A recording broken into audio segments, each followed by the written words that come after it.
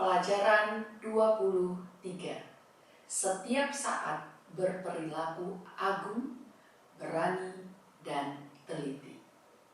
Pelajaran sebelumnya kita menyebutkan bahwa leluhur mengajarkan kita harus li usung, berdiri bagaikan pohon pinus. Wo rukong, tidur bagaikan busur. Xing ru feng, berjalan bagaikan angin. Zuo ru zhong, duduk bagaikan jam yang tegak. Telah duluan menceritakan cara duduk wanita. Sekarang ini kita bicarakan cara duduk pria. Cara duduk pria, sepasang kaki boleh sedikit dibuka. Kemudian kedua tangan dengan sangat alami diletakkan di atas paha. Teman-teman, apakah kamu memiliki perasaan yang akrab dengan cara duduk ini? 30 tahun yang lalu, saat melakukan foto keluarga, siapa yang cara duduknya seperti ini? Cara duduk ayah semuanya seperti ini. Duduk yang seperti ini saat itu terkesan sangat berwibawa. Guru Cai memberikan pelajaran di Shantou juga duduk dengan sangat standar seperti ini. Ternyata fotografer itu terus memanggil Guru Cai. Kaki dirapatkan, kaki dirapatkan. Guru Cai tidak tahu bagaimana baiknya, maka beliau pun merapatkan sedikit. Tetapi juga tidak boleh terlalu dirapatkan. Bila tidak, bagaimana orang lain akan merasa kelihatannya sangat picik. Dalam cara duduk, kita juga harus memperhatikan hal-hal kecil seperti yang disebut pada ayat Wu jian yu, wu bi yi, wu ji ju, wu yao bi. Jangan menginjak penyekat pintu. Jangan berdiri bersandar dengan kaki satu. Jangan duduk dengan kaki meregang. Juga jangan sampai pinggul digoyang. Wu jian yu, jangan menginjak penyekat pintu, yaitu saat berdiri ataupun saat duduk, jangan menginjak sesuatu. Misalnya, pada zaman dulu ada penyekat pintu. Kamu menginjak bagian atasnya, cara itu sangat tidak baik untuk dilihat. Juga membuat orang lain merasa kamu sangat mengejek dan sembarangan. Dan barang yang kamu injak terlalu lama akan bagaimana? Mudah menjadi rusak. Sehingga ini juga merupakan sebuah sikap menyayangi barang. Kebanyakan anak sekarang ini duduk di atas kursi. Kemungkinan kaki menginjak di atas tiang kursi atau di atas tiang meja. Ini semua harus segera diperbaiki. Seperti saat kita memimpin kelas membaca ayat Ti Zi Gui, kelihatannya semuanya duduk dengan baik. Tetapi sekali melihat ke bawah, maka muncul semua hal-hal yang aneh. Ada yang saat membaca Ti Zi Gui Sheng Ren Xun menggoyangkan kaki ke kiri dan ke kanan. Ada yang menginjak di atas tiang kursi atau meja. Dan ada situasi di mana tiba-tiba saat di tengah pelajaran ada anak yang kursinya terjatuh. Mengapa? Tiang kursinya diinjak patah olehnya. Sehingga banyak sekali gerakan anak yang harus kita perbaiki dengan tepat waktu. Dia barulah dapat terbiasa dan menjadi hal yang alami. Wu bi yi, jangan berdiri bersandar dengan satu kaki, yaitu saat berdiri miring sebelah atau bersandar pada sesuatu, ini sangat tidak baik. Ketika saat dia berdiri saja begitu sesuka hati dan sembarangan, apakah kamu berani memberikan hal yang penting untuk dia kerjakan? Percayalah, hal kecil saja tidak begitu peduli. Saat melakukan hal besar juga tidak mungkin tiba-tiba berubah menjadi bersungguh-sungguh. Sehingga 勿以善小而不为，勿以恶小而为之。Jangan mengira karena merupakan kebaikan yang kecil, maka tidak melakukannya. Jangan mengira karena merupakan kejahatan yang kecil, maka melakukannya.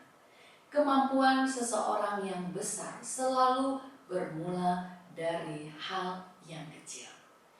Perilaku seseorang yang tidak baik selalu bermula dari ketidakpeduliannya terhadap hal-hal kecil dalam kehidupannya. Ayat berikutnya.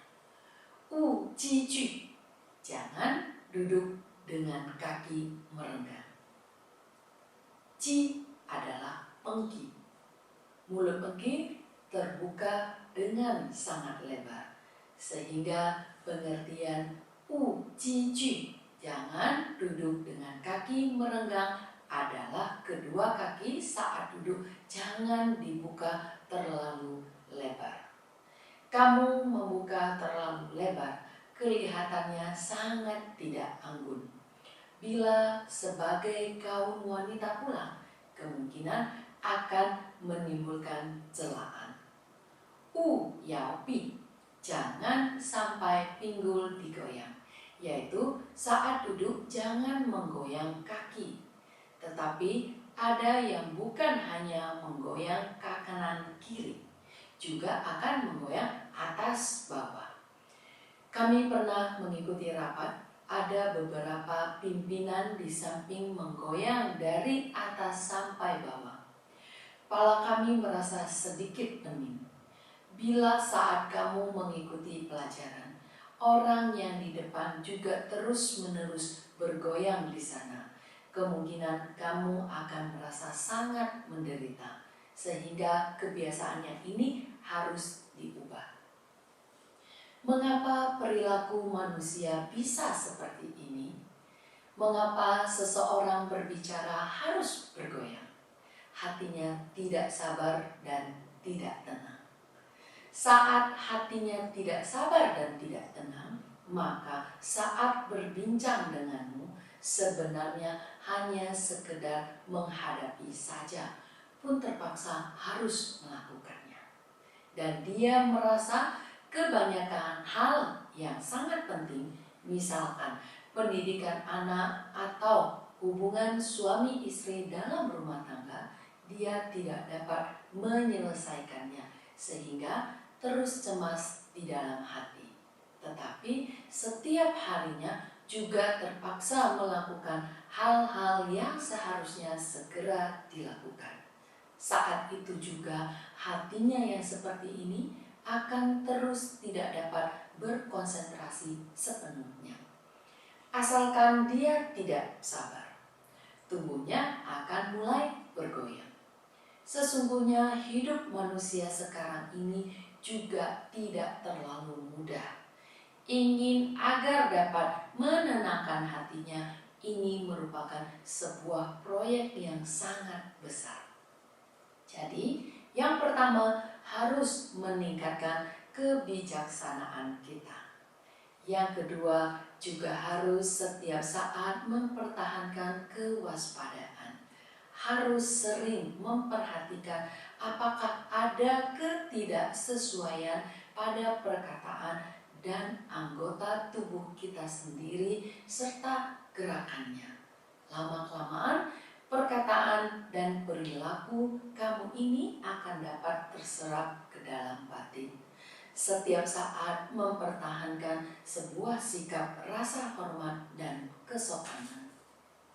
Di dalam buku juga ada disebutkan, 一生缘，拜恭敬.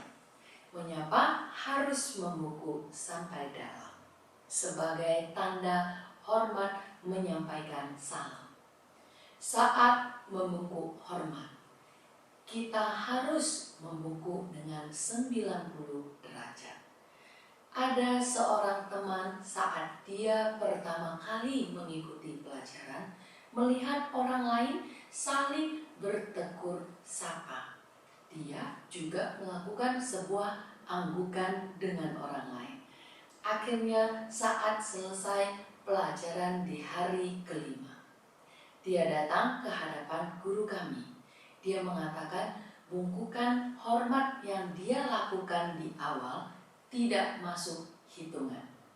Karena rasa hormatnya bukan berasal dari hatinya sendiri. Sehingga sekarang ini dengan cara yang benar melakukan 3 bungkukan hormat kepada guru pembicara kami. Dapat dilihat apakah gerakan bungkukan hormat kita ini berasal dari dalam hati kita? Kita sendiri yang mengetahuinya. Orang lain juga dapat merasakannya. Sebenarnya etika bukan untuk formalitas, melainkan harus 诚与中，行与外. Di dalam hati ada sebuah kesungguhan yang diekspresikan, barulah merupakan hal yang alami.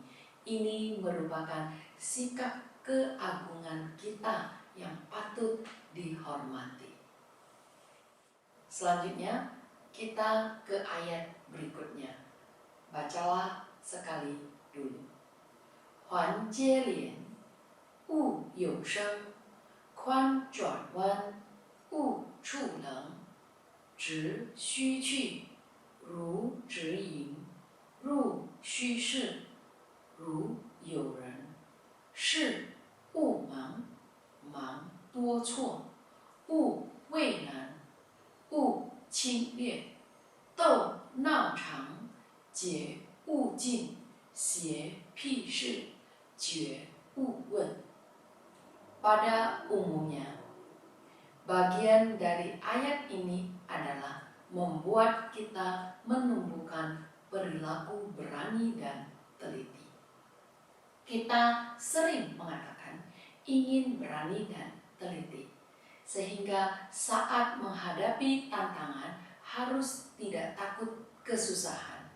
Banyak sekali gerakannya yang harus dicoba untuk menempatkan kelembutan dan rasa hormat. Karena teliti, maka akan sangat berhati-hati dalam melakukan hal. Dengan sendirinya tidak akan terjadi sesuatu. Sehingga keberanian dan ketelitian semuanya mulai dibina pada bagian kecil di dalam kehidupan. Mari kita lihat kalimat yang pertama. 环接连，勿有声. Membuka tirai harus hati-hati. Jangan gaduh menimbulkan bunyi. Saat kita sedang menarik tirai, harus dengan perlahan. Jangan menimbulkan suara yang terlalu besar. Karena semua orang tinggal berkelompok, bekerja bersama, hidup bersama. Apakah setiap gerakan kita menimbulkan gangguan dan kekhawatiran orang lain? Kita harus memiliki kepekaan untuk meneliti dengan cermat. Misalnya, ada orang yang sedang tidur di samping. Saat kamu membuka tirai, kemungkinan dia sudah 2-3 hari tidak tidur dengan baik. Dengan susah payah baru saja tertidur. Perilaku kamu ini kemungkinan membuat dia tidak dapat tertidur lagi. Atau di dalam perpustakaan. Perpustakaan adalah tempat membaca. Semuanya sangat tenang. Seandainya kamu menarik tirai dengan suara yang sangat kuat, kemungkinan akan ada orang yang dikejutkan olehmu. Jadi, 环接连，勿有声. Membuka tirai harus hati-hati, jangan gaduh menimbulkan bunyi. walaupun adalah sebuah gerakan menarik tirai, juga mengingatkan kita apakah setiap perkataan dan gerakan kita ada membuat orang lain merasa tidak tenang? Apakah suara terlalu besar saat kita setiap saat memikirkan kepentingan orang lain?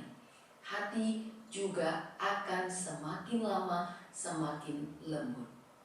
Ketika hati kamu semakin lama semakin lembut, maka kamu sungguh-sungguh telah mempraktekkan kebaikan dan kasih sayang. Di dalam kehidupan, pada waktu kapan lagi yang karena suara kita terlalu besar sehingga menyebabkan orang lain terganggu? Seandainya suara berjalan terlalu kuat di malam hari, tentunya akan membuat orang lain terganggu. Selanjutnya, seandainya terbangun dan ke kamar mandi di malam hari, tenaga yang digunakan untuk membuka pintu terlalu kuat, kemungkinan banyak sekali orang yang akan terbangun. Guru Chai teringat saat belajar di Australia. Pamandu memberitahukan kepadanya, terbangun di malam hari dan ke kamar mandi harus dipelankan. Dan saat menyiram kloset juga harus dipastikan pintu adalah tertutup. Bila tidak, maka suara siraman kloset yang begitu besar akan membuat banyak sekali orang yang terganggu. Sehingga apakah seseorang memiliki pengetahuan? Dilihat dari mana? Kami mengatakan berpikir demi kepentingan orang lain adalah pengetahuan yang paling pertama. Dan berpikir demi kepentingan orang lain bukan hanya sekedar omongan, melainkan harus dipraktekkan sedikit demi sedikit. Selain suara berjalan dan menutup pintu tidak boleh terlalu besar, makan bersama dengan orang lain, suara juga tidak boleh terlalu besar. Bila suara kamu sangat besar saat makan, semua orang akan merasa sangat tidak nyaman. Mengapa suara saat makan bisa begitu besar? Mulut tidak ditutup, sehingga Guru Chai juga sering membicarakan dengan begitu banyak teman, mulut di saat makan harus tertutup. Karena kita bukan hanya mewakili diri sendiri, kita mewakili perusahaan dan organisasi. Bahkan kamu pergi bertamasya ke luar negeri juga mewakili orang Cina, sehingga kamu harus setiap saat mengingatkan perilaku kamu sendiri. Waktu itu kita juga menyinggung mengenai sebaris tulisan Cina yang dituliskan pada gereja Katolik di Paris. Tolong jangan kebisingan. Ditulis untuk diperlihatkan kepada siapa? Hari ini orang Cina ke tempat umum dapat bersuara keras, menunjukkan dia juga seperti ini di rumahnya. Pembinaan seseorang tentunya dibina di dalam rumah. Tentunya sudah dipraktekkan di saat tidak ada orang yang melihat. Sehingga orang Cina akan sangat menekankan keahlian berwaspada. Saat kita seorang diri, perilaku kita dan tutur kita tetap harus tenang dan lembut. Setelah terbiasa seperti ini, dengan sendiri akan dapat menunjukkan perilaku yang anggun di tempat umum. Jadi, ketika kita di pesawat melihat ada banyak anak yang berteriak dan berlari ke sana kemari, kita juga harus menghentikan perilaku anak-anak ini dengan tepat waktu. Maka kamu ceritakan cerita gereja Katolik Paris kepadanya. Beritahukan kepadanya bahwa muka kita tidak boleh dipermalukan sampai ke seluruh dunia. Kamu lihat di bandara ini ada begitu banyak orang luar negeri. Setelah mereka melihatmu seperti ini, di dalam hatinya berpikir, mengapa orang Cina mendidik anaknya seperti ini? Seperti ini sangat tidak baik. Saat kita memiliki kepekaan ini di dalam setiap detik kehidupan, barulah kemungkinan akan ada pemahaman yang lebih luas terhadap ayat ini. Misalnya, saat mengambil kunci untuk membuka pintu di tengah malam, kamu juga bisa memelankan. Saat tengah malam pulang dengan mobil, kamu juga dapat segera mematikan mesin, karena kamu sudah semakin lama semakin peka terhadap suara itu. Ini merupakan terbentuknya kemampuan pengamatan. Huan Jielin, membuka tirai atau lainnya. Selain tidak ingin membuat bunyi yang dapat berdampak pada orang lain, juga merupakan semacam perilaku menyayangi barang. Karena tangan dan kaki kamu pelan-pelan saat kamu menggunakan barang, maka dia tidak akan mudah rusak. Bila biasanya kita sangat kasar dan bertenaga besar dalam menggunakan barang, dengan seperti ini sebenarnya daya tahan barang ini bisa 5 atau 10 tahun, hasilnya kemungkinan digunakan tidak sampai setahun saja sudah mengalami kerusakan. Sehingga dipertimbangkan dari sudut pandang menyayangi barang ini, kita juga setiap saat harus mengingatkan diri sendiri jangan terlalu kasar. Misalkan memakai pakaian, bila kamu sangat kasar, baju akan mudah sekali koyak. Saat gerakan kamu lembut, di dalam hidup tidak akan sering ada barang yang rusak karena tertarik atau terjatuh, atau tertabrak barang-barang. Saat kecil, guru saya sering terluka. Bukan di sebelah sini yang tergores sebuah luka, maka gigilah yang terlepas lagi. Guru Chai masih ingat ada satu kali beliau berlari ke dapur terpeleset. Ada banyak sekali gigi yang rusak karena tertabrak. Terus sampai Guru Chai mulai belajar dengan rajin saat di sekolah tinggi, membaca beberapa buku. Situasi-situasi yang seperti ini barulah berkurang secara perlahan. Sekarang ini sangat sedikit akan ada sebuah luka di sana-sini. Jadi sebenarnya mengapa manusia dapat terluka begitu banyak? Penyebab yang paling penting ada di hati. Kecerobohan barulah dapat menunjukkan perilaku sembrono. Seseorang harus memperbaiki dirinya sendiri dari dasar. Harus mulai melakukan pembinaan dari hati ini. Dalam pembinaan hati ini juga harus ditekuni dari dalam setiap kehidupan. Harus belajar dengan baik. Di dalam sekolah, terbentur sisi tajam adalah hal yang paling sering terjadi pada anak. Seringkali tidak berhati-hati, mata tertabrak sudut meja. Bagaimana rasanya tertabrak sudut meja? Sangat sakit. Dijamin akan lebam. Bisa terluka. Sehingga ayat Kuan Chuan Wan, ruangan yang besar atau belokan, ini kita juga dapat lebih memperluaskannya. Memberitahukan murid agar setiap saat memperhatikan keamanannya sendiri. Sekarang tingkat kecelakaan dan kematian anak semakin lama semakin tinggi karena mereka tidak ada rasa kepekaan itu. Sehingga baik itu orang dewasa, guru maupun orang tua harus setiap saat mengingatkan anak. Bila tidak, maka sudah terlambat saat kecelakaan itu terjadi.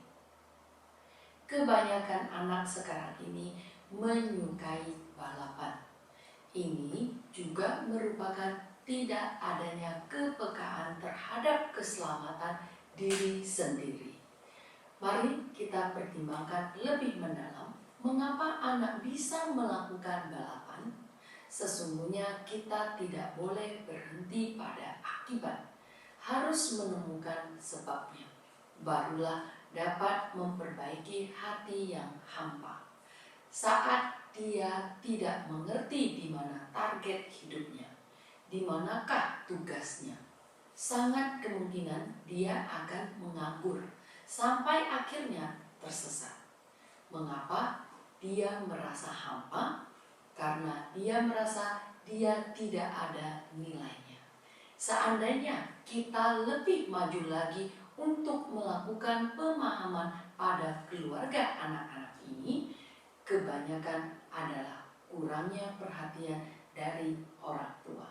Sehingga kita sebagai guru memiliki sebuah pemahaman yang mendalam. Semakin kamu perhatikan dengan anak ini, kemajuan dia akan semakin besar. Guru saya teringat pada 2 tahun lalu pernah mengajari satu kelas. Kelas ini adalah kelas paling ribut dan paling sulit diatur di seluruh sekolah. Guru mereka mengajar selama 40 tahun.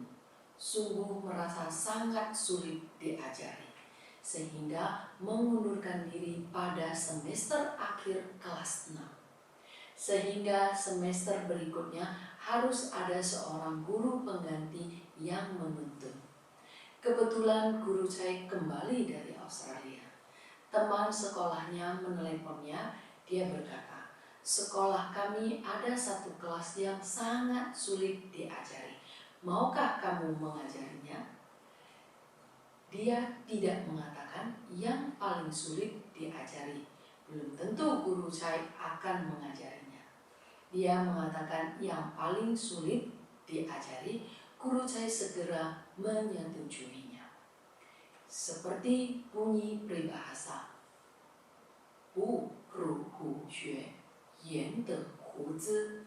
Tidak menghadapi bahaya, maka tidak akan mendapatkan keberhasilan.弟子规juga mengatakan, 勿畏难, jangan takut akan kesulitan. Karena kita sebagai guru berharap agar kemampuan kita sendiri dapat meningkat dengan cepat.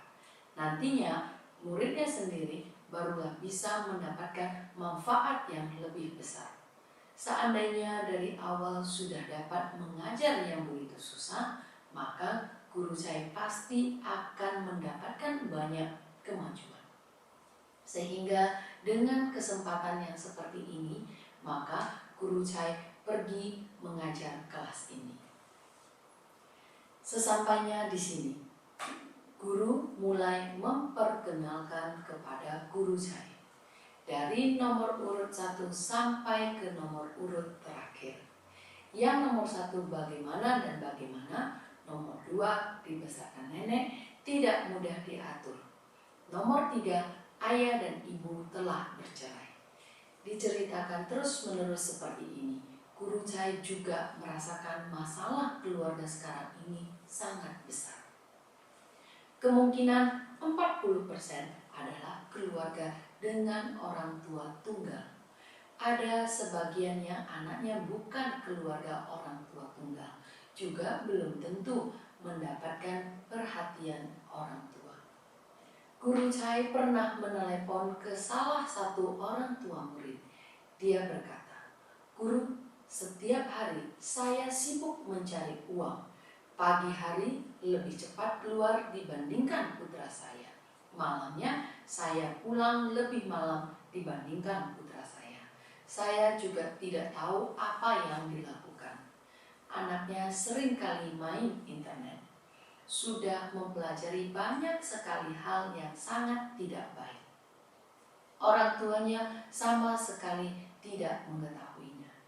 Sebenarnya apa sebabnya orang tua begitu rajin mencari uang?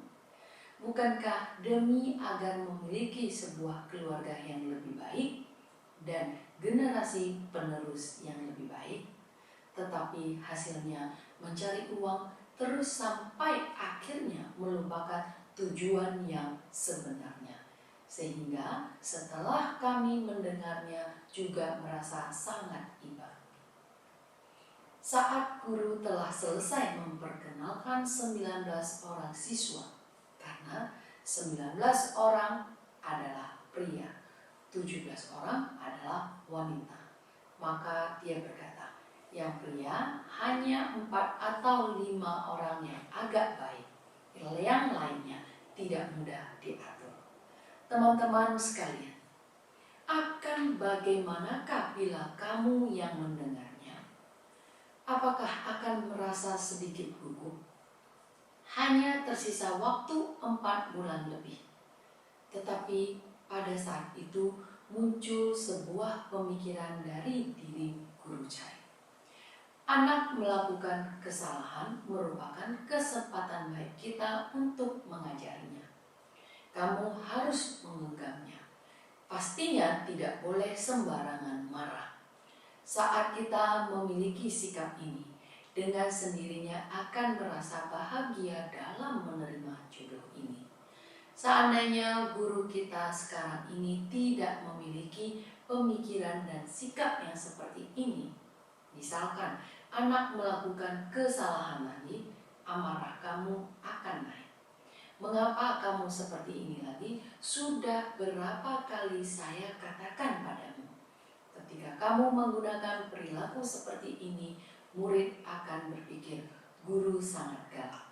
Dia akan berpikir bahwa guru telah memarahinya, tidak akan mengungkit masa lalu, sehingga lain kali saat melakukan kesalahan jangan terlihat oleh guru saja. Dia bukanlah melakukan pengintrospeksian diri dan perbaikan dari kesalahan ini. Sehingga banyak sekali kesempatan mendidik kita yang sebagai guru harus menggenggamnya dengan baik. Dari manakah guru Chai mempelajari perilaku yang seperti ini? Dalam beberapa tahun ini, guru Chai sangat beruntung bertemu dengan banyak sekali senior dan guru yang baik. Mengapa guru Chai dapat bertemu dengan begitu banyak senior dan guru yang baik? Bertemu adalah akibat. Di manakah sebabnya? Sebabnya adalah pada sikap menghormati.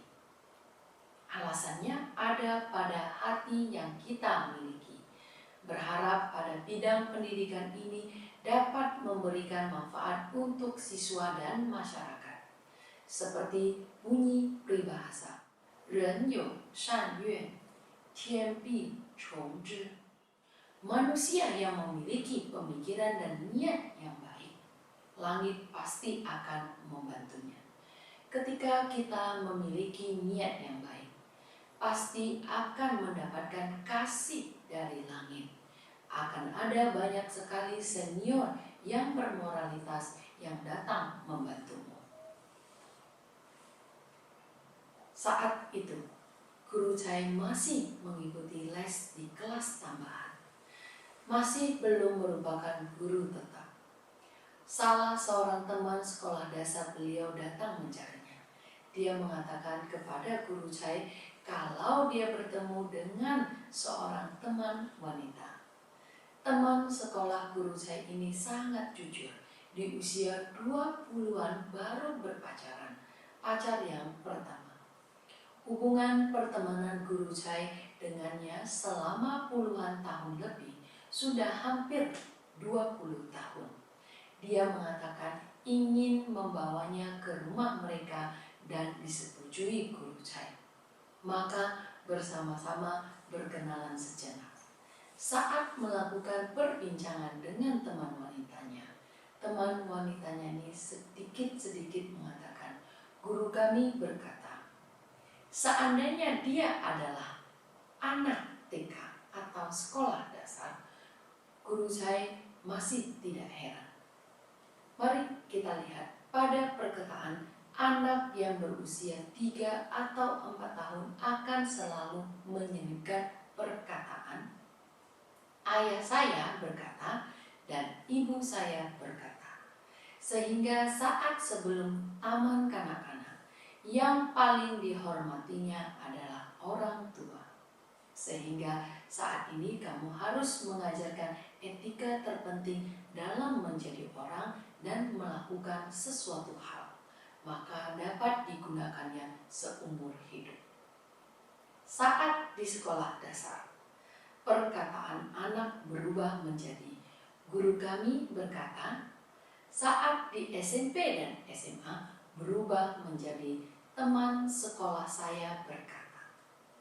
Jadi kamu lihat, orang yang paling berdampak di dalam kehidupan seseorang akan mengalami perubahan mengikuti pertumbuhan usianya. Setelah memasuki masyarakat, janganlah berubah menjadi artis yang itu mengatakan, bila kita paham untuk segera memasuki ajaran kebijakan, maka kemungkinan akan berubah menjadi Mencius mengatakan dan Konfusius mengatakan. Dengan melalui penyadaran orang bijak ini, maka kita akan dapat terus berkembang. Karena teman wanitanya telah berusia 20 tahun lebih, masih dapat sering menyebut gurunya, membuat Guru Chai sangat terkejut. Sepertinya posisi guru ini sama seperti orang tuanya. Guru Chai semakin tersentuh mendengarnya sehingga mengajukan permohonan. Bolehkah saya mengenal guru kalian? Ternyata dia juga sangat senang menyetujuinya dengan berkata, baik, saya bicarakan dengan guru kami dulu. Malam itu Guru Chai merasa permintaan yang beliau ajukan terlalu tiba-tiba, maka Guru Chai meneleponnya. Saya lihat sudahlah, lain hari ada waktu baru dibicarakan lagi. Tetapi dia berkata, saya sudah membicarakannya dengan guru kami. Guru kami berkata ingin bertemu denganmu. Dia mengatakan orang seperti kamu ini harus segera memasuki dunia pendidikan untuk memberikan pelayanan. Gurunya telah mengajar selama 30 tahun lebih. Dari perbincangan kami dengan guru ini dapat dipahami, dia bukan hanya sedang membina bakatnya sendiri, dia juga setiap saat berharap ada lebih banyak orang yang berbakat lagi yang memasuki dunia pendidikan. Dia juga sangat bersedia untuk memajukan generasi muda. Jadi minggu itu teman Guru Chai dengan teman wanitanya menjemput Guru Chai dahulu. Kemudian baru pergi menjemput guru sekolah dasarnya. Ternyata rumah guru SD-nya dengan rumah Guru Chai hanya berjarak 500 meter. Sehingga jodoh manusia sangat sulit dikatakan. Jodoh manusia pasti bukan berada pada jarak dekat atau jauh, melainkan di dalam hati. Di dalam hati sangat ingin bertemu. Ketika harapan manusia semuanya sama, meskipun jaraknya ribuan mil, juga akan dapat bertemu. Yang disebut Yu Yuan Qian Li Lai Xiang Hui. Walaupun jarak kedua orang yang berjodoh sangat jauh, tetap dapat bertemu juga. Mengapa Guru Chai berkata seperti ini? Karena Guru Chai ingin menyebarluaskan kebudayaan tradisional, barulah pergi ke Australia. Akhirnya bertemu dengan guru yang Shufeng di sana. Kamu lihatlah, ribuan mil jauhnya, akhirnya tetap bertemu. Alasan yang terpenting, tetap pada hati itu. Sehingga saat Guru Chai memiliki hati untuk mempelajari dengan baik bagaimana cara mendidik anak, maka akan dapat bertemu dengan bimbingan seorang guru yang sangat baik ini. Jarak rumah begitu dekatnya, masih belum berjodoh. Dengan susah payah telah berjodoh, maka guru saya sangat menghargai kesempatan untuk belajar dengan guru ini. Setelah guru ini masuk ke dalam mobil, guru tersebut duduk di depan. Guru saya dan temannya duduk di bangku belakang. Kata pertama yang diucapkan guru tersebut kepada guru saya membuatnya sangat terkesan. Beliau mengatakan, "Kehidupan saya dalam mengajar selama puluhan tahun. Murid-murid mengajarkan banyak hal kepada saya. Pengalaman dalam mengajar 30 tahun lebih menyatakan sebuah kebenaran, yaitu mengajari orang lain juga dapat meningkatkan pengetahuan diri sendiri." Di dalam Lieji Xueji disebutkan, 学而后知不足，教而后知困，知不足而后能自反也，知困而后能强也. Misalkan, ketika di pelajaran kita menguraikan beberapa teori, mata murid sudah lesu, sudah hampir tertidur. Ini menunjukkan bahwa kita menjelaskan seperti ini, mereka tidak dapat memahaminya. Maka kita harus mengandalkan kerja keras kita. Kemudian meneliti bagaimana seharusnya membimbing, memberikan contoh-contoh kasus apa barulah dapat membuat murid memahami.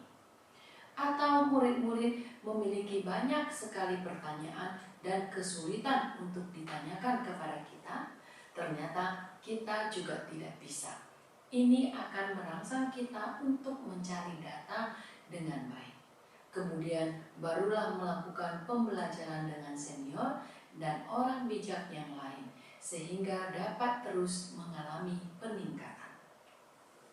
Sangat banyak teman yang penuh perhatian berkata, "Guru saya juga sangat ingin menyebarkan kebudayaan tradisional, tetapi saya sangat takut kemampuan saya tidak cukup." Teman-teman, jangan takut kemampuan tidak cukup. Menunggu kita telah berkemampuan barulah dilakukan, maka sudah terlambat. Keluarga dan masyarakat telah mengalami kekacauan. Sampai waktunya kamu ingin melakukan sudah tidak berkesempatan lagi. Sehingga kita harus mempertahankan perilaku 做中学，学中做. Sambil belajar, sambil mempraktekkannya dan sebaliknya. Karena kita adalah generasi yang kurang mendapatkan pendidikan. Jangan membiarkan generasi berikutnya memiliki penyesalan seperti kita ini. Saat senior dan teman menanyakan beberapa pertanyaan kepada kita, kita juga jangan gugup. Yang bisa, maka kita menjawabnya dengan tulus. Yang tidak bisa, seperti guru saya, maka guru saya akan berkata, "Saya pergi bertanya kepada guru yang." Seandainya guru yang tidak bisa, bagaimana dia akan berkata? Dia akan berkata, "Saya akan menanyakan kepada guru senior saya. Apa yang perlu kamu takutkan lagi? Dan ketika kamu berhadapan dengan permasalahan orang lain, tetapi tidak dapat berinisiatif membantunya menemukan jawaban, apakah dia akan memandang remeh padamu? Tidak akan. Dia akan lebih menghormatimu, juga akan lebih berterima kasih padamu, karena kamu setiap saat membantunya." Perkataan pertama guru ini membuat guru saya sangat terguncang. Selanjutnya dia berkata lagi, "Anak melakukan kesalahan adalah kesempatan kita untuk mengajarinya. Sehingga tidak boleh melakukan hal berdasarkan pikiran dan emosi sesaat, tidak boleh emosional. Guru saya masih belum mulai mengajar. Beliau sudah memberitahukan sikap-sikap yang benar ini kepada guru saya. Sehingga setelah itu guru saya tidak pernah marah dengan murid. Tidak pernah karena murid melakukan kesalahan. Maka guru saya merasa malu dan menjadi marah. Tidak pernah seperti ini. Ada sebuah cara yang sangat penting. Jin yu wei fa zhi wei yu. Yang kita sebut kenyamanan adalah lebih baik mencegah sebelum terjadi. Ini adalah cara pencegahan.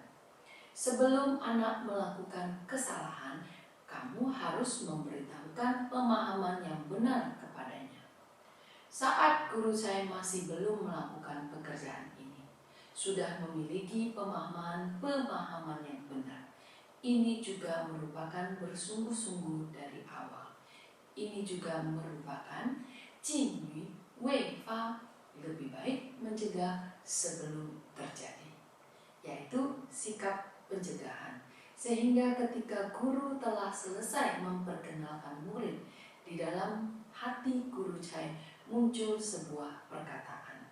Juga dapat dengan hati yang bahagia dalam menghadapi murid kelas ini.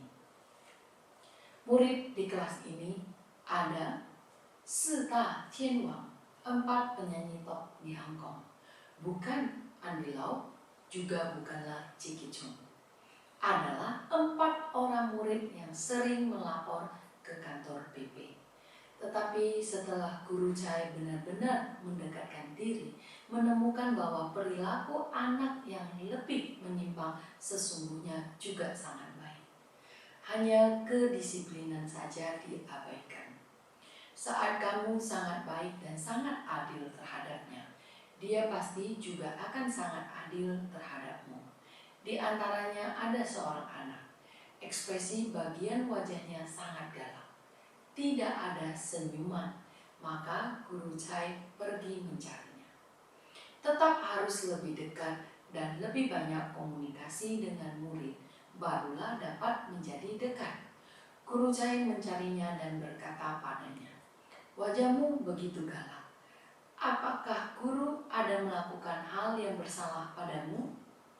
Dia mengatakan tidak ada.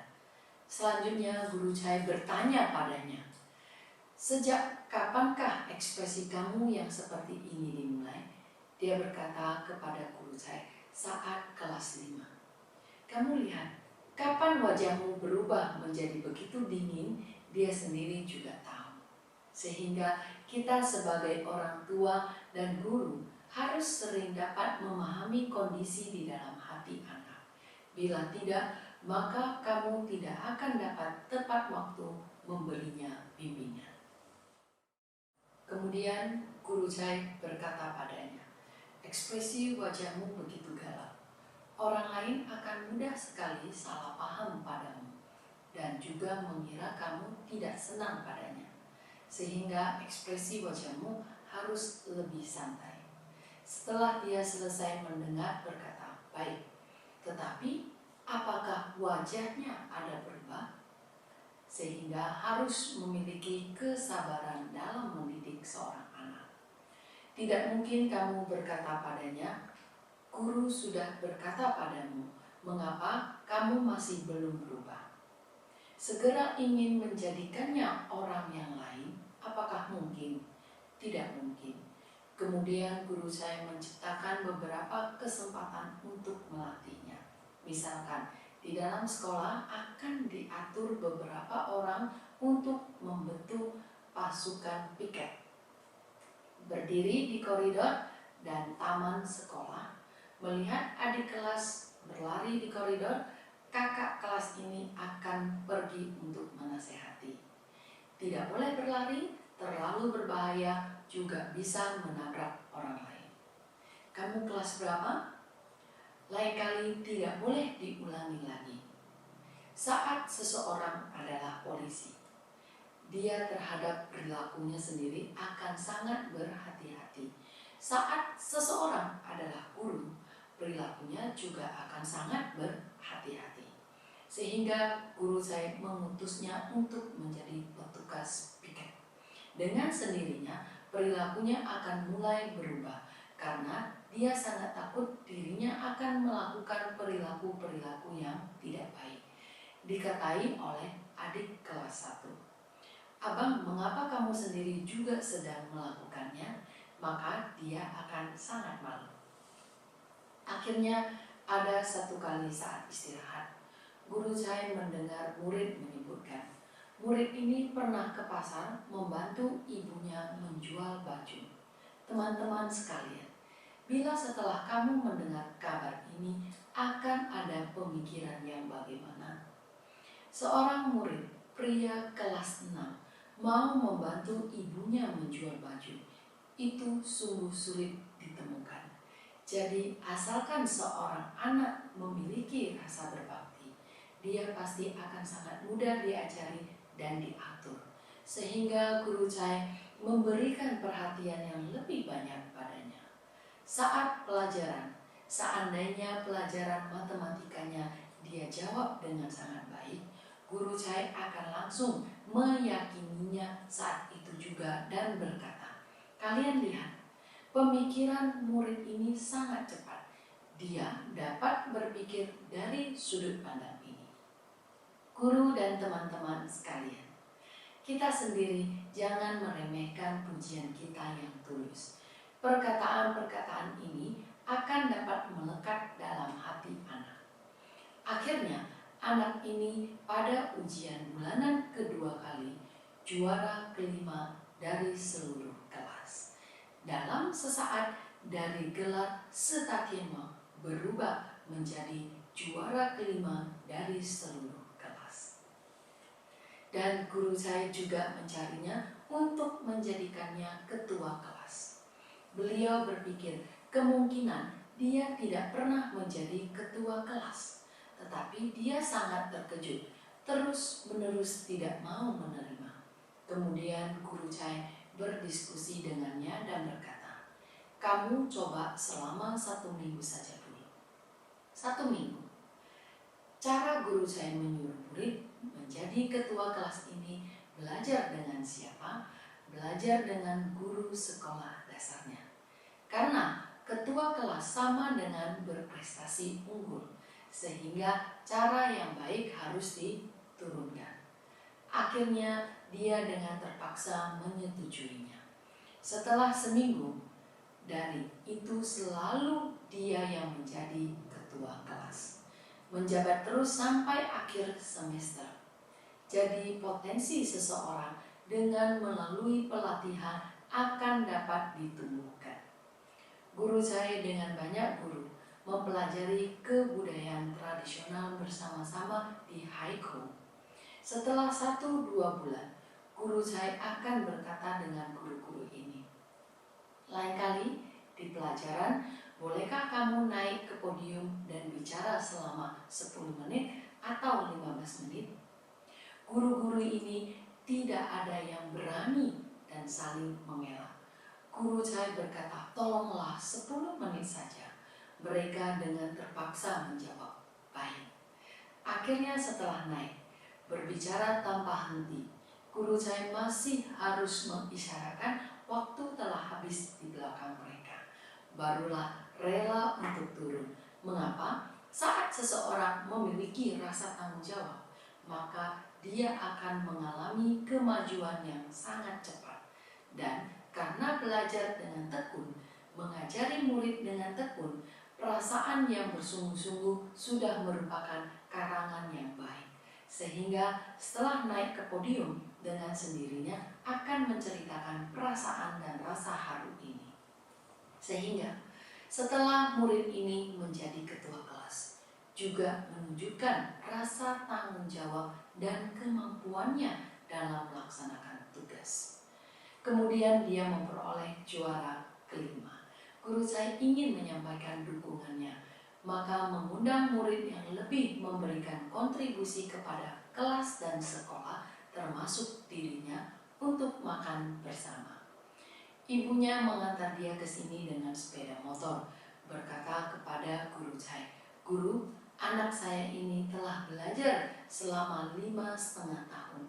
Selama ini dia tidak pernah dianggap ada di mata guru." Guru Chai mendengar orang tuanya mengatakan hal yang seperti ini juga merasa sangat iba, karena setiap anak adalah darah daging orang tua. Percayalah, selama 5,5 tahun ini bagi orang tuanya juga merupakan semacam siksaan. Beberapa perkataan ibunya terasa emosional. Guru Chai segera menyambung perkataannya dan berkata, "Ibu, anak ini sangat pintar. Pembelajarannya sangat baik. Kemampuan memimpinnya juga sangat hebat. Juga sangat bertanggung jawab dalam melaksanakan tugas." Kali itu Guru Chai menyuruhnya untuk melaksanakan tugas diselesaikannya dengan sangat teliti. Guru Chai melaporkan beberapa contoh kejadian yang terjadi akhir-akhir ini kepada ibunya. Kita harus lebih spesifik dalam memuji orang lain. Kamu sangat spesifik, maka orang tersebut akan merasa sungguh ada kejadian yang seperti ini. Bila kamu hanya mengatakan lumayan dan sangat bagus, orang tersebut kemungkinan akan sangat meragukannya. Sehingga dengan seperti ini, Guru Chai memuji banyak kelebihan murid ini selama beberapa menit. Walaupun Guru Chai sedang bercerita dengan ibunya, kenyataannya juga sedang bercerita untuk murid ini. Percayalah, kita yang sebagai guru melakukan pujian dengan tulus akan dapat terus dikenang dalam hatinya seumur hidup.